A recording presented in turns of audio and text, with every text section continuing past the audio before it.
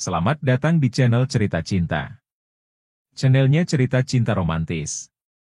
Sebelum lanjut, mohon dukungannya dengan like dan subscribe dulu. Berondong Plus, bagian 20. Elang yang sejak tadi menunduk, perlahan mengangkat kepalanya.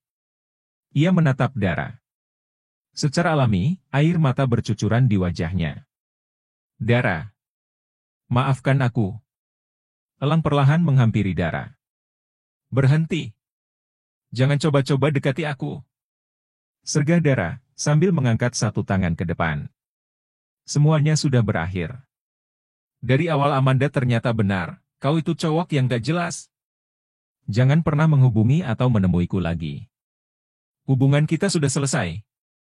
Tegasnya, lalu berbalik karena ingin pergi. Tapi, Ra, kalau sama kamu aku beneran cinta. Aku cinta banget sama kamu, isak Elang. Itu pertama kalinya, dia tampak menyedihkan begitu di hadapan orang. Padahal, biasanya Elang merupakan sosok yang tangguh. Kalau cinta, kamu gak akan tega semudah itu main ranjang sama wanita lain.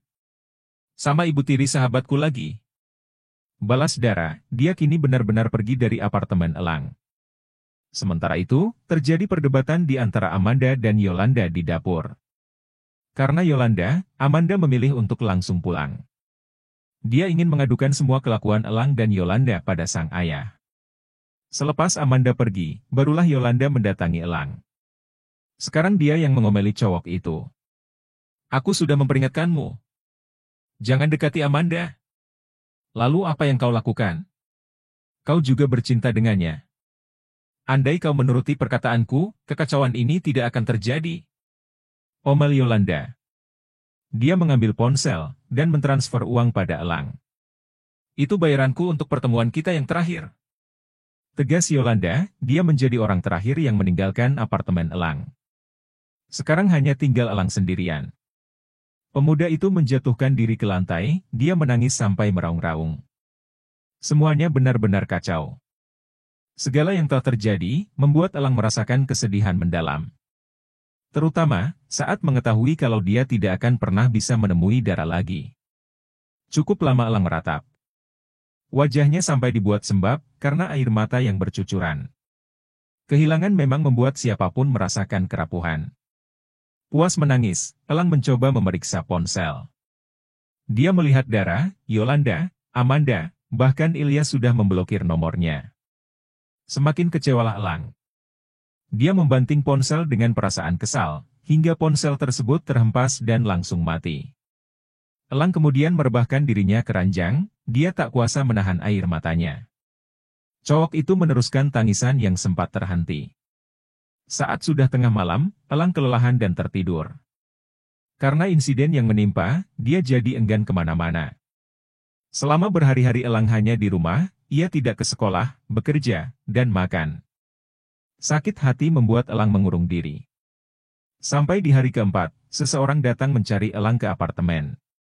Dia tidak lain adalah Regan. Namun Regan hanya memencet bel pintu, jelas Elang tidak akan membukakan pintu. Karena tidak mendapatkan respon, Regan akhirnya pergi. Beberapa orang silih berganti datang, termasuk pihak dari sekolah. Akan tetapi, Elang tetap tidak membukakan pintu untuk siapapun. Kini sudah hari ketujuh Elang mengurung diri di kamar. Dia dalam keadaan lemas, karena hanya minum air putih untuk mengisi perutnya. Di hari itu, Rilly datang. Dia sudah mendengar segalanya, mengenai Elang yang tidak pernah muncul lagi. Sekarang Rilly tidak sendirian, dia ditemani oleh Leo. Rilly tidak menunggu dibukakan pintu seperti yang lain. Namun, dia mencoba menebak password pintu agar bisa langsung masuk. Karena sudah begitu mengenal Elang, dia tahu tanggal ulang tahun cowok tersebut. Hingga pintu unit apartemen Elang terbuka. Rilly dan Leo segera masuk ke dalam, mereka langsung mencari keberadaan Elang. Rilly menjadi orang pertama yang memeriksa kamar. Di sana, dia bisa menemukan Elang yang menutupi tubuhnya dengan selimut. Tanpa pikir panjang, Rilly hampiri Elang. Lalu dia singkap selimut yang menutupi cowok itu. Aarg! Apa yang kau lakukan? Pergi, geram Elang dengan suara lesu. Apa kau gila? Apa yang terjadi sampai kau mengurung diri begini? Kau tampak berantakan sekali. Tubuhmu bahkan mengurus.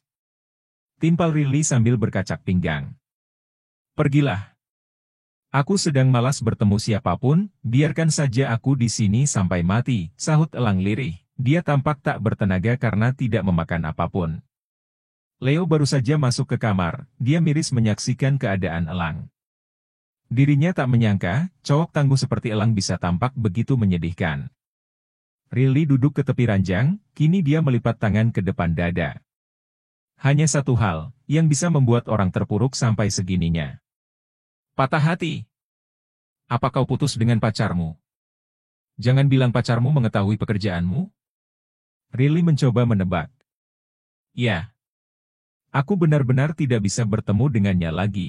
Aku merasa sebagian jiwaku hilang, ungkap Elang. Ayolah, El. Patah hati tidak pantas merenggut nyawamu, tidak sepadan sama sekali. Tukas Riley. Kau enak bicara begitu, kau tidak merasakannya. Balas Elang, aku mohon tinggalkan aku. Aku berkata begini, karena aku pernah merasakan sesuatu yang lebih sakit dari patah hati. Kalian semua tak tahukan dengan masa laluku? Kalian selalu penasaran karena aku tak pernah bercerita, ujar Riley. Leo ikut duduk ke tepi ranjang. Memangnya apa yang terjadi di masa lalumu? Tanyanya penasaran. Percaya atau tidak percaya, tapi semenjak berumur 13 tahun, aku sudah tak perawan. Karena ayah kandungku sendiri yang melakukannya, itu terus terjadi sampai aku menginjak SMA. Mata Riley tampak berkaca-kaca, dia berusaha keras untuk tidak menangis. Apa kalian tahu hal terburuknya? Ibuku diam saja melihatnya. Ketika aku meminta tolong, dia malah menyuruhku menurut pada ayahku. Aku bahkan sempat hamil. Tambahnya. Tetes demi tetes air mata akhirnya jatuh di pipi Riley, ternyata dia memiliki masa lalu yang begitu kelam. Keadaan itulah yang membuat Riley tak peduli dengan harga dirinya lagi. Mendengar itu, Elang perlahan duduk, dia menatap Riley dengan nanar. Aku tidak tahu kau mengalami hal seburuk itu, imbuh Elang. Makanya, melihatlah ke bawah saat kau terpuruk, ada orang yang lebih menderita darimu, tanggap Riley. Kau hamil, lalu apa yang terjadi? Tanya Leo, yang sepertinya penasaran dengan kelanjutan cerita masa lalu Riley. Riley menghiasi wajah sedihnya dengan senyuman tipis. Dia berkata, aku menggugurkannya. Padahal awalnya aku ingin mati bersama anak itu, tapi takdir berkata lain. Yang terpenting, sekarang kau bisa hidup dengan bebas. Elang memegangi tangan Riley. Kini keadaan jadi terbalik, justru Elang yang mencoba menenangkan Riley. Lalu bagaimana kau bisa pergi dari Leo? Bisakah kau berhenti bertanya? Kau pikir mudah bagi Riley untuk bercerita? Potong Elang dengan dahi berkerut. Riley terkekeh. Dia menggenggam tangan Elang. Kau sudah membaik, ayo kita makan. Ajaknya. Terima kasih sudah menghiburku, sahut Elang sambil tertunduk. Dunia ini begitu keras, El. Sekuat apapun manusia, semuanya pasti pernah merasakan kerapuhan, ujar Riley. Dia tiba-tiba mengibaskan tangan ke depan hidung. Selain tidak makan, apa kau juga tidak mandi? Timpalnya. Hehe. Bau ya? Tanggap Elang. Banget. Mandi sana. Suruh Riley seraya menjauh dari Elang, lalu berjalan menuju pintu. Pantas saja sejak tadi aku mencium bau tidak enak. Celetuk Leo, dia segera menyusul Riley.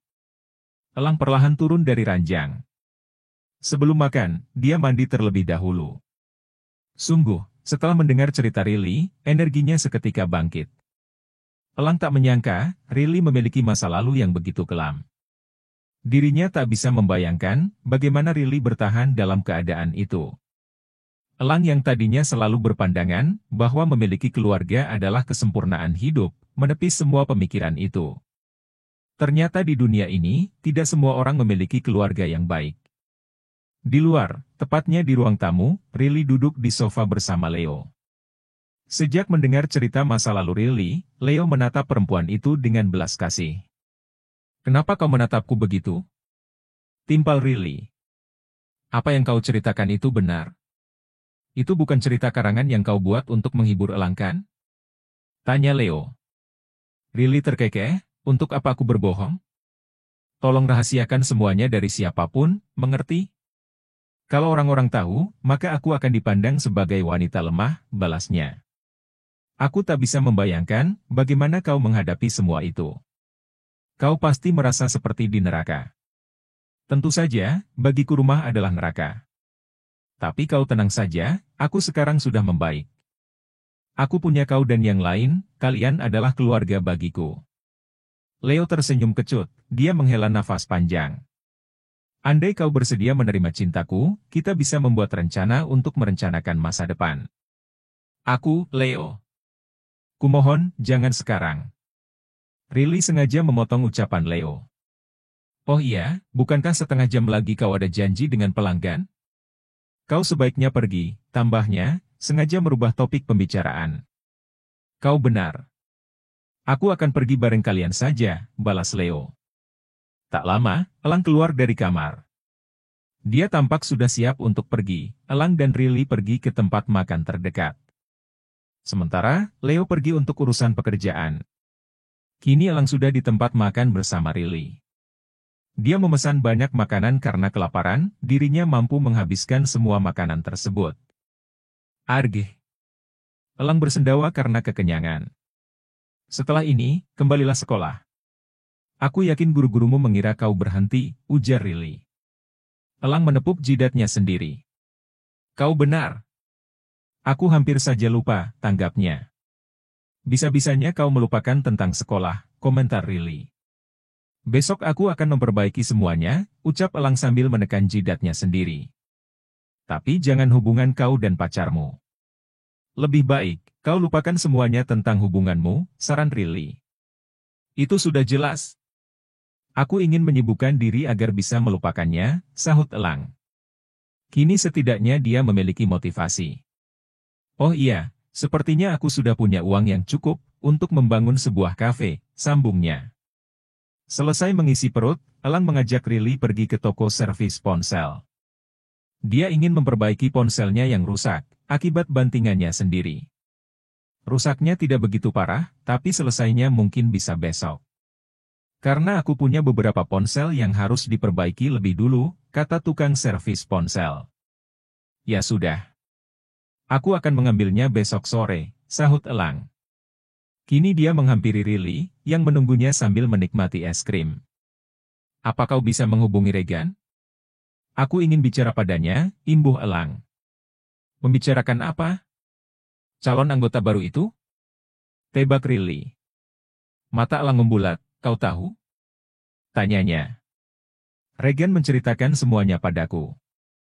Dia juga yang memberitahuku kalau kau menghilang, jelas Rilly. Kau tidak tahu betapa kerasnya dia berusaha merubah penampilan Cakra, tambahnya sambil terkekeh. Benarkah? Baguslah kalau begitu, ternyata dia cukup bisa diandalkan. By the way, aku penasaran dengan permainan ranjang Regan, bagaimana menurutmu? Elang menatap penuh tanya. Rilly menggelengkan kepala. Aku hanya bisa berkomentar begini, energinya sulit ditandingi. Aku rasa aku akan memasukkannya menjadi anggota VIP. Dia calon terkuat yang akan menggantikanmu, ucapnya. Lalu Leo? Aku tidak mau memanjakannya hanya karena dia suka padaku, Rilly mendengus kasar. Jadi bagaimana? Apa kau jadi meminjam ponselku? Tanyanya. Iya, sini. Pinta Elang, Rilly lantas memberikan ponselnya pada cowok tersebut. Elang segera menghubungi Regan, kini keduanya bicara melalui telepon. Elang, kau kemana saja? Sialan. Timpal Regan dari seberang telepon. Maaf, aku kehilangan diriku dalam seminggu ini. Tapi sekarang semuanya sudah membaik, ayo kita bertemu. Ajak Cakra juga sekalian, aku ingin melihat penampilannya sekarang, ujar Elang. Baiklah, Regan setuju. Panggilan langsung berakhir. Elang mengembalikan ponsel pada Rilly. Ia juga tak lupa mengajak perempuan itu bergabung. Namun Rilly menolak, karena katanya dirinya ada janji. Elang sengaja menghabiskan waktu bersama Regan dan Cakra. Setelah seminggu tak bertemu, masih belum terlihat perubahan pada penampilan Cakra. Terutama mengenai berat badannya. Alhasil Elang, Regan, dan Cakra sepakat pergi ke gym. Mereka cukup lama menghabiskan waktu untuk olahraga. Satu malam berlalu, olahraga membuat Elang tertidur nyenyak. Saat pagi tiba, dia pergi ke sekolah. Elang langsung ke kantor guru untuk bernegosiasi mengenai ketidakhadirannya selama seminggu ini. Beberapa murid menyambut kembalinya Elang ke sekolah. Ketika ada yang bertanya, Elang hanya mengatakan kalau dirinya terkena tipus. Dengan alasan sakit, Elang sukses lepas dari hukuman. Dia hanya dituntut untuk mengerjakan semua tugas sekolah yang telah tertinggal. Elang sendiri tidak masalah dengan hal itu. Terlebih, cowok tersebut terbilang memiliki otak yang cerdas. Karena harus mengerjakan tugas yang tertinggal, Elang memilih ingin menghabiskan waktu di perpustakaan. Saat bel istirahat pertama berbunyi, dia langsung pergi ke perpustakaan. Tak peduli dengan ajakan Aldi untuk pergi ke kantin. Setibanya di perpustakaan, Elang menelusuri rak buku yang ada, dia mencari buku yang bisa membantunya belajar.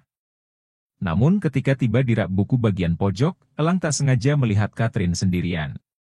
Cewek itu tampak fokus melihat layar ponsel, dengan headset yang terpasang di telinga. Hal yang membuat Elang heran adalah, satu tangan Catherine tampak menekan bagian bawahnya. Elang menyeringai licik. Diam-diam dia mengambil jalan dari arah belakang Catherine, dirinya sengaja lewat rak belakang cewek itu agar tidak ketahuan. Dengan cepat Elang hampiri Catherine sambil berseru. "Duar! Anjir!" Catherine kaget sekali, colokan headsetnya sampai terlepas. Sontak terdengar suara desahan dari ponselnya tersebut. Semakin paniklah Catherine, dia langsung mematikan ponselnya. Bersambung.